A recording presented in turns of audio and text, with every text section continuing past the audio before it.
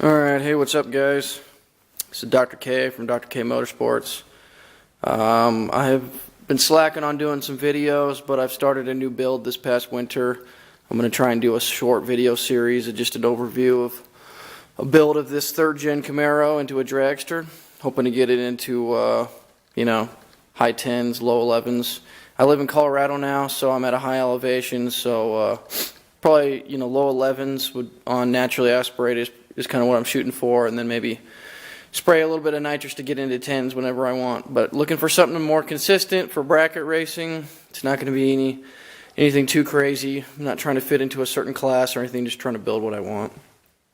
But so I'm going to do a walk around of the car of what I've done so far. I bought it as basically just a roller. Had a mostly straight body with no motor in it. It was a 2.8 liter V6 motor with a 5-speed manual tranny in it, but I did not have those when I bought it. So it was no motor, no tranny, just a roller.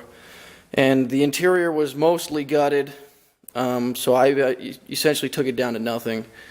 And then I cleaned up all the underside and engine bay and whatnot, painted it. But to start off, so you can tell I've sanded it. Sanded it down, started with about 60 grit, and then slowly moved my way up to about 150 grit. That's about all I care for. Don't want to put too nice of a paint job on it because it's got a, I don't want to put a bunch of money and work into something that if I end up hitting the wall, I get really pissed. So I'm just going to do a decent rattle can spray job. I've done it to a lot of different vehicles. This is obviously my rock crawler here. Not shooting for any sort of mirror finish, don't really care about that. So what I've done so far, plans are to put a 383 stroker in it, standard built, shooting for about 500 horses. I ditched the vacuum brake booster, going to a manual setup. That's actually Strange Engineering manual brake booster, or master cylinder I guess I should call it, and with a BMR adapter. I will say that I had to switch out the pedal assembly to an automatic pedal assembly. I sold off the manual one, and then I had to get a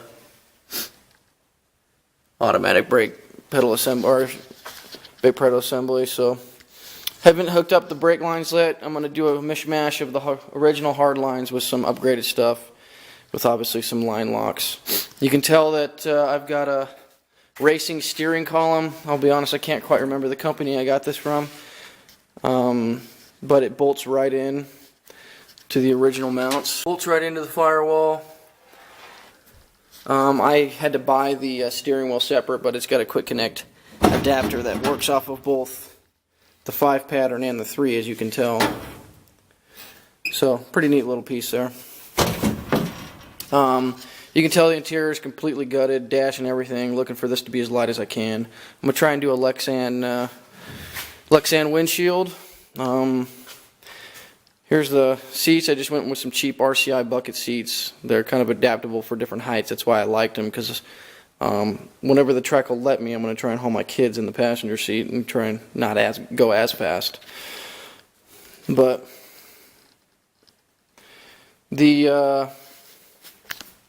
here's the column as it comes in.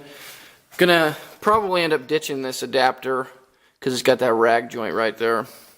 But the adapter, I'm probably gonna adapt in just as one with some U joints and fab it in. So an interesting thing about the build is these third-gen Camaros. This is an 88. These third-gen Camaros, you can swap in a mid-80s S10 Blazer manual steering box, and it literally bolts right up. The thing you got to do is you do have to switch out the pitman arm to get it to work with the right steering geometry with the original one. So I just took that off of the original power steering box. That is not a cheap piece because they're starting to get really rare, and I bought that remanufactured because I didn't have one, and a couple local junkyards didn't have them either, so I just kind of gave up on searching and paid too much money for that stupid thing. But it's going to be stock steering geometry, stock front suspension. I probably will change out these shocks with maybe some better ones, but I just freshened up the pads and rotors, bearings, seals, all that stuff with stock calipers, but with upgraded ceramic pads. You can tell that I changed out the motor mounts. You can tell that's a solid motor mount. It's just going to be a solid bolt, no bushing whatsoever. That'll help with transferring energy to the chassis. Thing is trying to get at the back side of these bolts is a biznitch, so it sucks, and I would never want to even attempt it with the motor in. But this is a little block-off plate that I bought off of eBay. Just an aluminum piece. It was only like 35 bucks or something like that, and just bolts right up. Because obviously I'm drag racing and don't need a heater, and you got to have a significant firewall holes. As far as the cage goes, the cage is a Rhodes race cars roll cage. Well, kind of. The core of it is I'm actually doing some different struts design. I'm going to do actually a double strut, one that goes all the way back to this back part where the unibody connects up. But then I'm also going to have two tubes coming down cross brace right next to where the shock mounts are there. Most of the way done. If you want to do NHRA approved roll cages, you got to build these floor plates, 1/8" floor plates, form them to the floor, weld them down, and then weld these on top of it.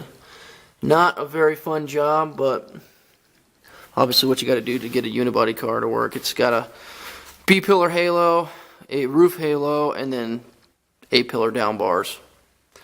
And then you got the cross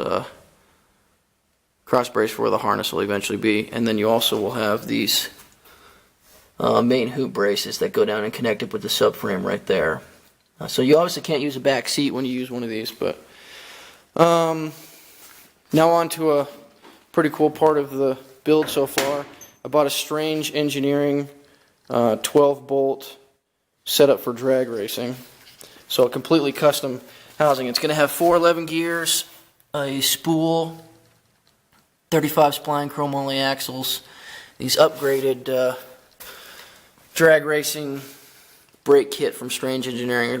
Those are aluminum calipers with 4-piston brakes, and obviously a lightweight, non-vented, thin rotor. So one thing you'll also know is I've upgraded the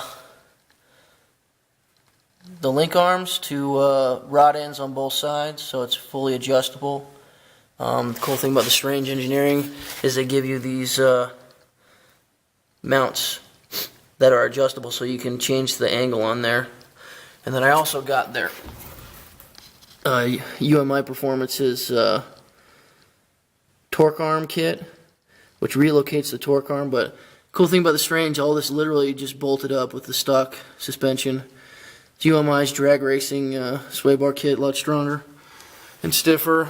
And then you got UMI's kit for coilovers, but they're actually made by Viking, but they got them set up where they're lighter springs, stiffer shock, dual adjustable knobs there on it. So it's a pretty cool piece. This is one of the cheaper ways to go about it. I got this axle for $2,000 to my door, which, if you know anything about crate axles, that's actually pretty good. So gas tank is going to be relocated to the back. I'll have to end up putting a small, maybe 5-gallon fuel cell, route the fuel lines around. But this is part one of the Camaro drag race build. It's going to eventually have some 29-inch drag slicks and some skinnies up front. But hopefully I can get you guys some more videos and follow the build. Post any questions in the comments. I'll try and answer them or add it to the next videos for anyone interested.